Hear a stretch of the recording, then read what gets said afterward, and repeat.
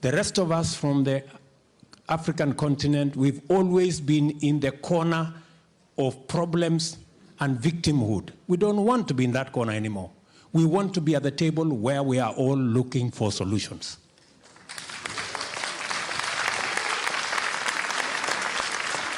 That is why we are in this conference. Africa should never be seen as a continent that needs generosity. We want to be treated as equals. Even in the multilateral institutions, we want to be treated as equals. And if our equity is at a low ebb, there must be ways in which that can be addressed. I like the spirit of partnership that I hear. I like what I hear from leaders, all of you who have spoken. I think that's the way it should be. But the thing is now to pull all this in one basket, draw an action plan, which is time-bound, and we get the job done.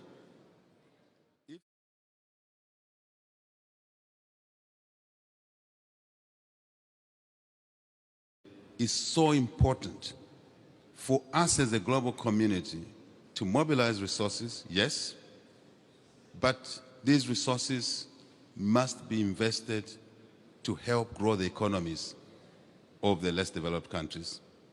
Very important, because by doing that, we are creating capacity in those economies to mitigate against climate change and obviously poverty reduction. So value addition, not just with the electric vehicle industry that is coming through, huge industry. It is important, President Macron, that we look at deliberately investing in extraction, critical minerals, for example, in value adding these minerals in country, in there, if I may call it that. So I think this must be deliberate as well. Rather than generic discussions, we must dive deep into the envelope and begin to say, these are requirements, these are needs, these are minimums. And it will mutually benefit. I simply want to indicate that I like the spirit of partnership that I hear. I like what I hear from leaders, all of you who have spoken. I think that's the way it should be. But the thing is now to pull all this in one basket, draw an action plan, which is time-bound, and we get the job done. If the political leadership is there, business leadership is there, decisions are clear, we now need to get our technical people not to sit on the work that needs to be done. So supervision, monitoring is important. Lastly, and this is the last one really, I want to thank what I hear from the Chinese Premier, what I hear from Secretary Yellen, and indeed all the leaders that have spoken on the issue of conflict. We cannot achieve what we want to achieve if we allow our global community to focus time, resources, everything, technology, on conflict. I think there's a duty for us all to keep our individual countries peaceful, out of conflict, and not export instability to other countries, neighboring or far away. As we now know, instability anywhere is instability everywhere. I think it's very important that we work on that issue and focus the resources, focus the time, and all the other capital provisions on the development agenda to mitigate climate change, to reduce poverty. And I must also indicate here, the cost of capital must sit in this basket, that it must be lowered. The inequity around the cost of capital, Africa, for example, pays the highest cost of capital, is not correct. It doesn't help anybody at all. It just worsens the situation. We must address this situation. Thank you very much. Thank you. Thank you.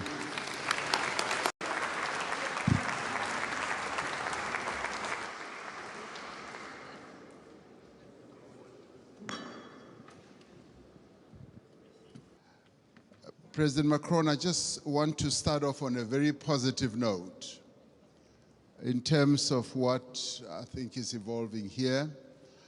I think there is consensus that is clearly embraced by everyone, that we need to address climate and poverty because they go together, there's a nexus. And as it were, we need to burn the candle on both sides. So that's important, so that's agreed. And we all recognize and accept that we need capital at scale to address the key challenges that many countries in the world face, particularly the developing economy countries. And we also would be agreed that there needs to be more cooperation and coordination between your development banks, multilateral development banks, and the private sector. There needs to be coordination so that there is no fragmentation, which you kept talking about. But I think what is important to many of us is that there should be solid consensus on the reform of the financial architecture of the world. Because without that reform, the dreams and the objectives that we have to address our challenges will not be realized. And those reforms need to touch on a whole range of issues. Mr. Mo Ibrahim yesterday even spoke about something that we may think is insignificant, that the boards of directors of your multilateral institutions are not made up of independent directors. They are largely internal people or shareholders. So that in itself, for us, it's an important reform. We also need to look at the distribution of the special drawing rights. I find it a bit difficult to be told that this is set in the rules and it will forever be like that, and that it's either you get 0 or you get 34 billion. In our view, this is not a zero-sum game. It's a game where we all need to be dealt with equity in an equitable manner. And there is a need for reform in that regard as well. And the other important thing for this to happen, it will help us not to participate as unequal cousins in these institutions. It will help us to participate fully, and so that we don't have a sense that we are beggars, that we are being dealt with out of generosity. I think it's important in the new era that the world is in now that there should be a good measure of equality among sovereign nations. You know, recently, 7 African countries decided to go and put a call for peace to Ukraine and to Russia. And we raised a number of issues as well. So we were all at one, that even as we were going to address an issue of the war which has had a negative impact on the African continent, which is the rise in prices for food, rise in prices for fertilizers, we were clear that we are not going there as beggars. We are not going to ask for a favor to both Ukraine and Russia. We were going there to say, open up the Black Sea Channel so that the grains and the fertilizers should go into the world market. So we were not on a begging mission, even as we are in great need as a continent and all that. That should go to demonstrate that Africa should never be seen as a continent that needs generosity. We want to be treated as equals.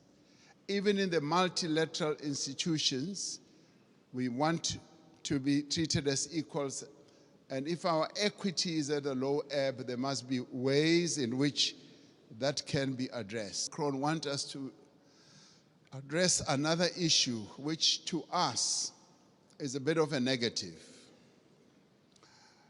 You will have heard President Sisi talking about the 100 billion that was promised in Paris.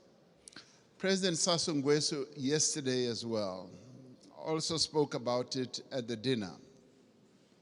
Now, there is that issue that a number of the commitments that have been made have not really been fully lived up to.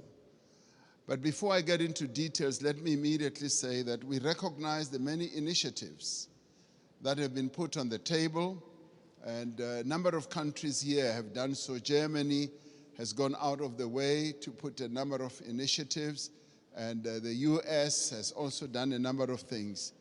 But there have been times when we felt like we were beggars. I played a key role as chair of the African Union during the COVID period. We felt like we were beggars when it came to vaccine availability, when we felt we needed access to vaccines, and the Northern Hemisphere countries had bought all the vaccines in the world, and they were hogging them. And they didn't want to release them at the time when we needed them most. And we felt like we were begging. And at times it felt like they would just be droppings from the table, that yes, we will give you that and that. And let me tell you something that generated a lot of resentment. We resented that, and it got worse when we said we want to manufacture our own vaccines. And when we went to the WTO, there was a lot of resistance, enormous resistance. And we kept saying, what is more important, life or profits by your big pharmaceutical companies? And that too, I must tell you now, generated and deepened that disappointment and resentment on our part, because we felt like life in the Northern Hemisphere is much more important than life in the global South. And these are issues that need to be addressed. And I'm glad that we are all seated here like this, because we've got to get to the heart of these matters and address them. From where I sit, we need out of this summit, we need two outcomes. Number one, we need to agree on how do we get emergency liquidity, number one. How do we deal with debt that is saddling many developing countries? And how do we get additional money in the context of what Motley said in the morning, urgency and scale? Those two things we need just to answer.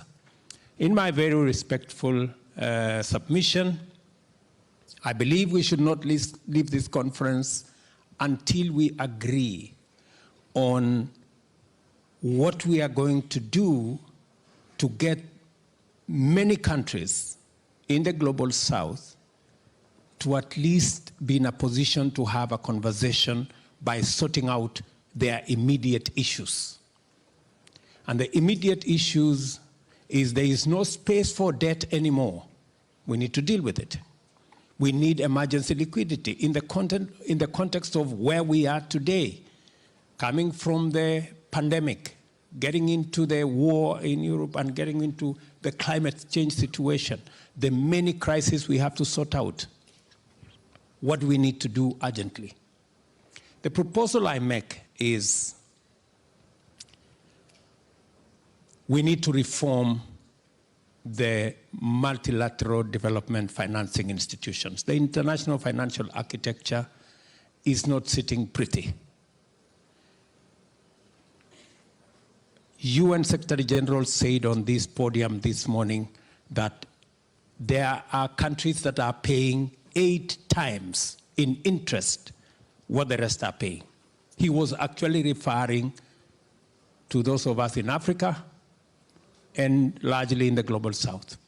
We're paying 8 times. And that is why our being in debt is not by default. We were set up by the system to be in debt. If you are paying 8 times, the chances of you being saddled with debt are 8 times higher than the next person. So how do we get out of this?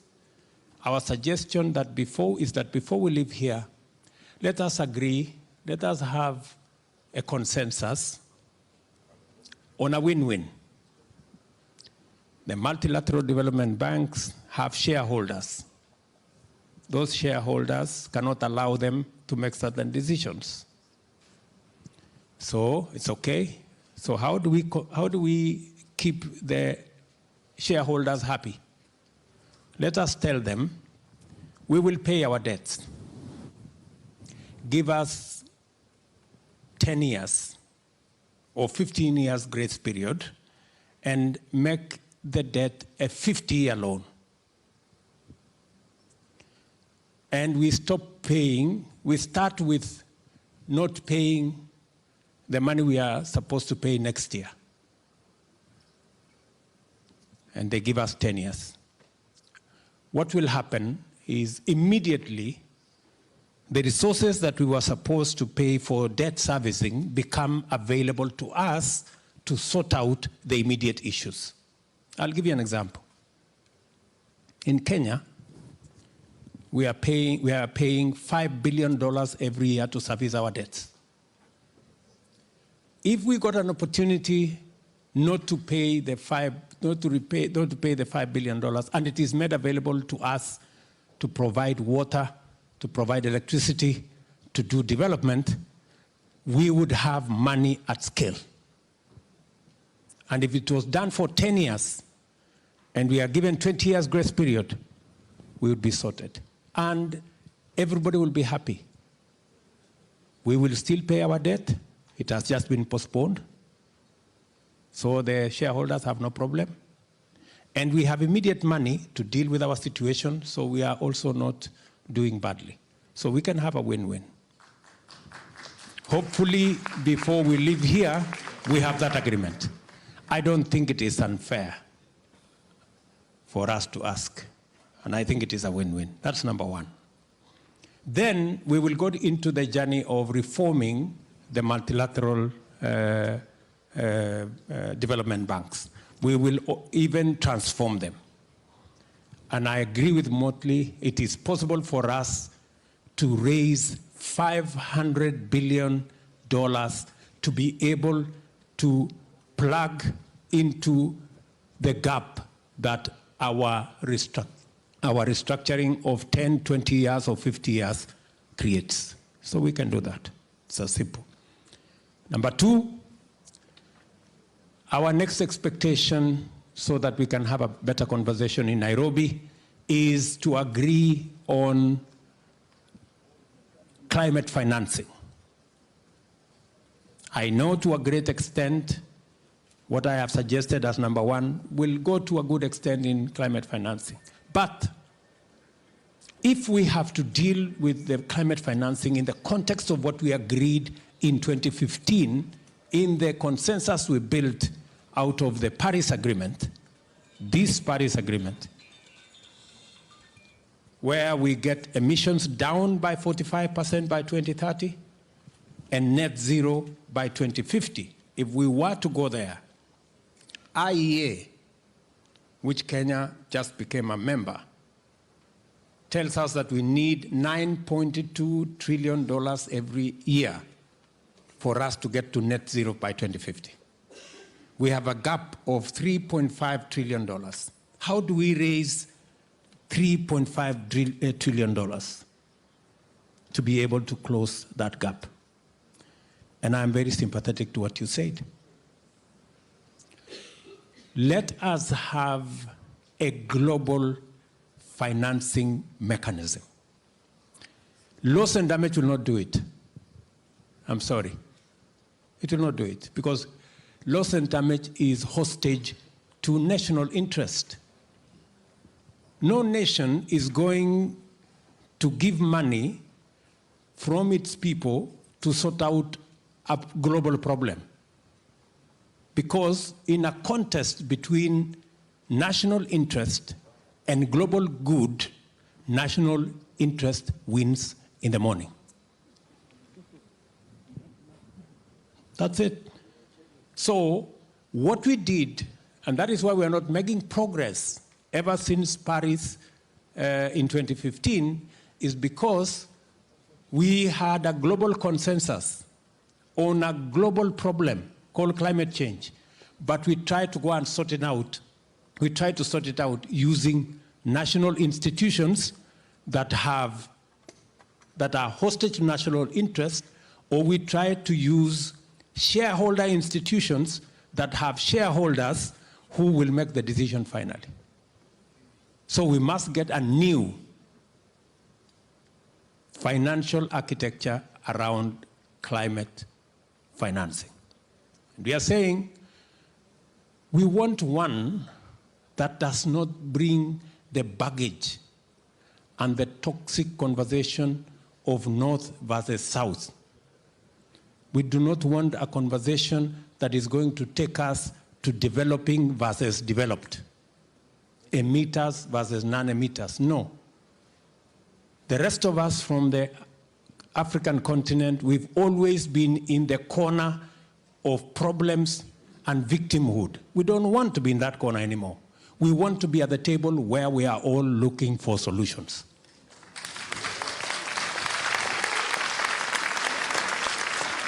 That is why we are in this conference. We have not come here to complain to anybody. We've come here because we want to look for a solution. We want to come up with a win-win. How are we going to arrive at a win-win? We already have suggestions on the table. IMF has proposed what they call carbon flow tax. The only challenge they have is that they have said it must be ratified by every country. I have a problem with that. We can have a carbon tax that is agreed as a treaty, and there is a way we can agree on it. The European Parliament have agreed on the financial transaction tax. We do not want to be the business of the Europeans. We want a global financial transaction tax where even us from the African continent, we pay. We want to pay. We do not want others to pay for us. So that once we raise the money globally, once everybody pays, if it is 1%, let all of us pay 1%. So that we can sit at a table, so that there are no shareholders. When IMF and World Bank were created in Bretton Woods in 1945, Kenya did not exist. It was only 44 countries then.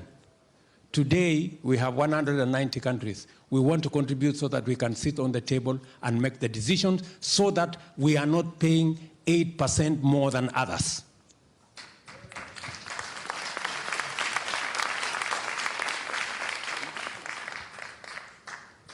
Let us agree to pay the aviation tax. We have no problem. Let us agree on the shipping tax, and we want to pay. We don't want anybody to pay for us. We want to pay our percentage. It is only when we raise global finances that have no national interest for any particular country or shareholder interest of any person. That is how we are going to sort out this global challenge. Many people ask, so who is going to collect this money? So how is this going to happen? And let me dare say the following. After the Second World War, 44 countries, 740, I think 44 delegates sat in a small city called Bretton Woods. The World Bank and IMF did not exist. They created it in 3 weeks. The agreement was done in 3 weeks. Why is it difficult for us because there was, the whole of Europe had been destroyed. And so it was urgent and it was important for a decision to be made. Are we saying the crisis that we are going through, including what we just heard from the Prime Minister of Pakistan, is not serious enough for us to agree on a global financing mechanism that sorts out climate change as a problem that is affecting all of us? Are we saying ever since 1945, we have become stupid? Is that what we are saying?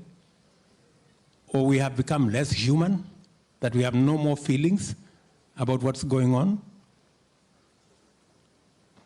And many people are saying maybe we should do this incrementally. Maybe we should. Let me finally put this in context. The Bretton Woods institutions were agreed in 3 weeks. The UN that we today celebrate was a conversation by 50 countries in 2 months, because it was necessary, because there were leaders that wanted and had the capacity to make decisions. Are we saying that we are incapable of making the decisions that are required of us as leaders in the context of where we are today? I dare say between Paris and Nairobi, we have more than 3 weeks that were necessary to form the World Bank and IMF. We have more than 2 months that were necessary to agree on the UN Charter. We have actually 3 months. So my expectation is that we will agree in Paris and we will conclude in Nairobi.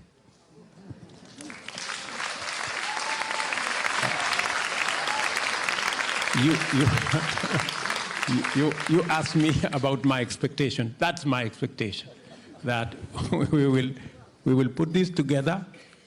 And please, for heaven's sake, we want a win-win outcome. We are tired of the blame game, finger pointing, North versus South. In any case, on this subject of climate change, there is no developed, there is no developing.